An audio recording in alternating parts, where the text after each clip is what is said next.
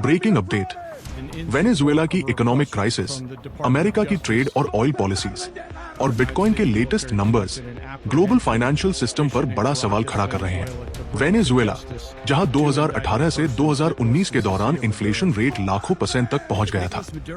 International reports के मुताबिक Venezuela का जीडीपी 2013 के लगभग $480 बिलियन से घटकर 100 से 120 बिलियन डॉलर के आसपास आ गया। हैरानी की बात यह है कि वेनेजुएला के पास दुनिया के सबसे बड़े ऑयल रिजर्व्स होने के बावजूद इकोनॉमी कोलैप्स कर गई।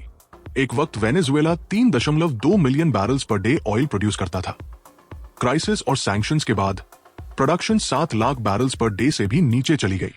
इसी पीरियड में वेनेजुएला दुनिया के top peer to peer bitcoin use करने वाले कंट्रीज में शामिल हुआ। लोग बिटकॉइन का यूज सैलरी बचाने, रेमिटेंस रिसीव करने और डेली पेमेंट्स के लिए करने लगे।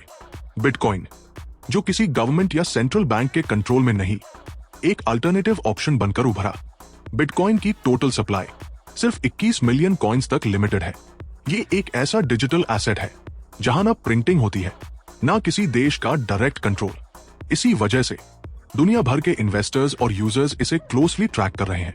US dollar global oil trade की मेन करेंसी है, जिसे पेट्रो डॉलर सिस्टम कहा जाता है। जब भी यूएस किसी कंट्री पर सैंक्शंस लगाता है, उसका डायरेक्ट इंपैक्ट होता है ट्रेड पर, ऑयल एक्सपोर्ट्स पर और डॉलर बेस्ड ट्रांजैक्शंस पर। इसी कॉन्टेक्स्ट में बिटकॉइन जैसे decentralised assets US policy debate का हिस्सा बने हुए हैं। ग्लोबल एस्टिमेट्स के मुताबिक दुनिया में 100 मिलियन से ज्यादा क्रिप्टो यूजर्स हो चुके हैं। बिटकॉइन नेटवर्क पर अब तक ट्रिलियंस ऑफ डॉलर्स के ट्रांजैक्शंस प्रोसेस हो चुके हैं। इकोनॉमिक एक्सपर्ट्स का मानना है कि इन्फ्लेशन, करेंसी इंस्टेबिलिटी और जियोपॉलिटिकल टेंशंस के टाइम लोग अल्टरनेटिव एसेट्स की तरफ देखते हैं। लेकिन यह भी क्लियर है कि बिटकॉइन एक हाई रिस्क और हाई वॉलेटिलिटी एसेट है। वेनेजुएला का केस एक एग्जाम्पल है कि क्राइसिस के दौरान दुनिया का पैसा कैसे रिएक्ट करता है।